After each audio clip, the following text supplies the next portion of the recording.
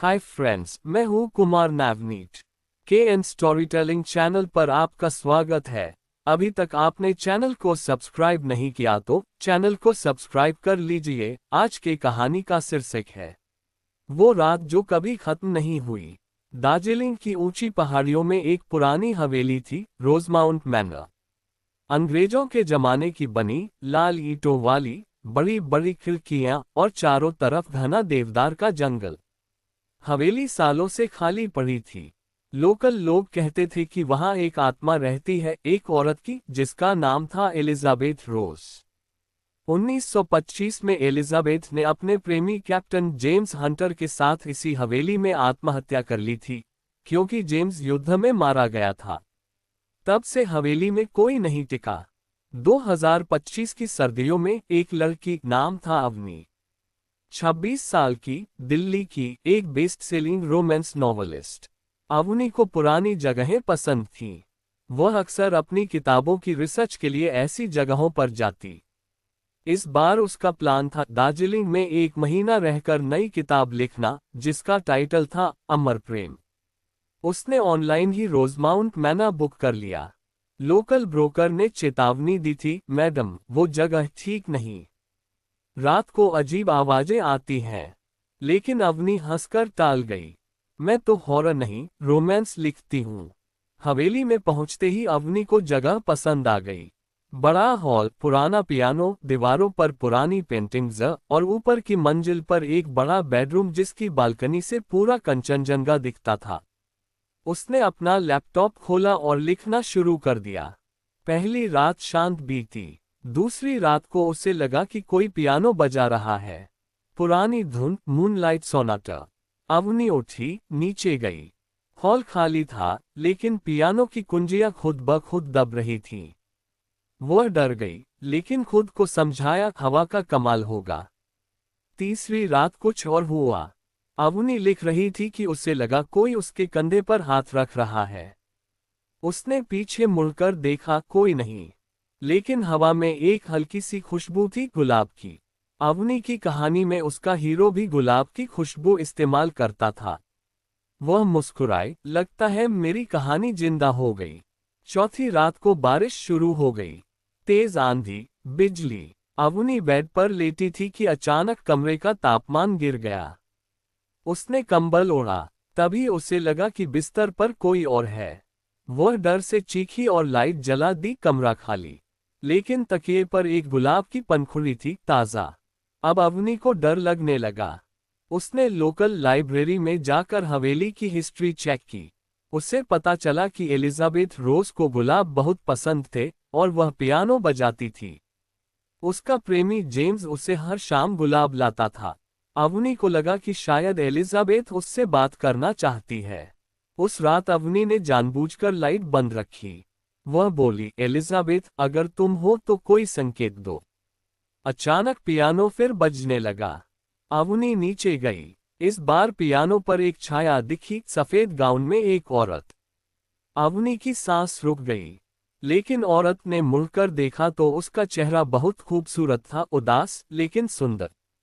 Elizabeth ने कहा, तुम मेरी कहानी लिख रही हो ना? सच्ची वाली? अवनी डरते डरते बोली, हाँ। लेकिन तुम्हारी कहानी तो दुखद है। एलिजाबेथ मुस्कुराई, नहीं, मेरी कहानी अभी खत्म नहीं हुई। जेम्स वापस आएगा। वह वादा करके गया था। अवनी को समझ नहीं आया। वह ऊपर आए और सो गई। सपने में उसे जेम्स दिखा, ब्रिटिश आर्मी यूनिफॉर्म में, अवनी को गले लगा रहा था। अवनी की नींद खुली तो उसका दिल जोर जोर से धड़क रहा था। उसे लगा कि वह जेम्स से प्यार करने लगी है सपने में। अगले दिन से कुछ अजीब होने लगा। अवनी जब लिखती, उसके हाथ खुद चलने लगते। कहानी बदल रही थी। अब हीरोइन अवनी खुद थी और हीरो जेम्स। वह डर गई, लेकिन लिखना बंद नहीं कर पाए। हर रात एलिजाबेथ आती, पियानो बजाती और अवनी को जेम्स की याद दिलाती। एक रात अवनी बालकनी में खड़ी थी। कोहरा इतना घना कि कुछ दिख नहीं रहा था। तभी उसे लगा कोई पीछे से गले लगा रहा है। ठंडे हाथ, लेकिन प्यार भरे। आवाज आई पुरुष की, गहरी। एलिजाबेथ, मैं आ गया। अवनी चीखी और मुड़ी, कोई नहीं। लेकिन उसकी कमीज पर एक पुरानी आर्मी बैज लगा था, जेम्स हंटर का नाम लिखा। अब अवनी पूरी तरह बदल चुकी थी। वह दिन रात लिखती, पुराने गाउन पहनती, गुलाब लगाती। लोकल लोग कहते कि वह पागल हो गई है। उसकी सबसे अच्छी दोस्त रिया दिल्ली से आए। रिया ने अवनी को समझाया, चल घर चल, ये जगह ठीक नहीं। लेकिन अवनी बोली, मैं नहीं जा सकती, जेम्स मेरा इंतजार कर रहा है। रिया डर गई। उसने लोकल पंडित को बुलाया। पंडित ने हवेली देखी और कहा, यहाँ दो आत्माएं हैं, एलिजाबेथ और जेम्स। जेम्स युद्ध में मरा नहीं था, उसने एलिजाबेथ को धोखा दिया था। एलिजाबेथ ने गुस्से में खुद को मार लिया। अब एलिजाबेथ हर सदी में एक लड़की को चुनती है जो उसकी तरह दिखती हो, उसकी तरह प्यार करती हो और उसे अपने साथ ले जाती है ताकि जेम्स को दर्द महसूस हो। रिया ने अवनी को जबरदस्ती ले जाने की कोशिश की, लेकिन उस रात तूफान आ गया। हवेली के दरवाजे बंद हो गए, लाइट गई। अंधेरे में एलिजाबेथ दिखी, इस बार उसका चेहरा डरावना, आंखें लाल। वह बोली, अवनी अब मेरी है, वह मेरे जेम्स से प्यार करती है।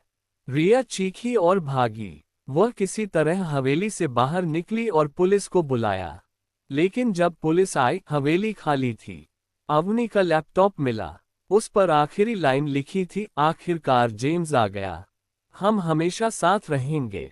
पुलिस ने सर्च किया। हवेली के बेसमेंट में एक पुराना कमरा मिला। वहां दो कंकाल थे, एक औरत का सफेद गाउन में और एक पुरुष का आर्मी यूनिफॉर्म में, और बीच में एक नया कंकाल अवनी का। उसके हाथ में गुलाब की माला और चेहरे पर मुस्कान। लोकल लोग कहते हैं कि अब हवेली में 3 आत्माएं हैं। हर रात पियानो बजता है, गुलाब की खुशबू आती है और कभी कभी बालकनी में 3 छायाएं दिखती हैं, गले लगे हुए। अवनी की किताब पब्लिश हुई पोस्टह्यूमसली। टाइटल वही, अमर प्रेम। किताब बेस्टसेलर बनी। लोग पढ़ते हैं और कहते हैं कि किताब में ऐसा प्यार है जो डरावना भी है और खूबसूरत भी। आखिरी पेज पर लिखा है, सच्चा प्यार मौत से परे होता है, वह कभी खत्म नहीं होता, भले ही वह आपको ले जाए अंधेरे में हमेशा के लिए।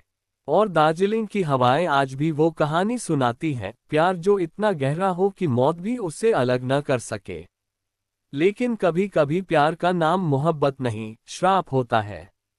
ये कहानी अत्यधिक रोमांटिक है, गुलाब, पियानो, गले लगना, अमर प्रेम की चाह, लेकिन अंत में हॉरर ट्विस्ट के साथ। उम्मीद है आपको वो ठंडक और वो गहरा प्यार दोनों महसूस हुआ होगा।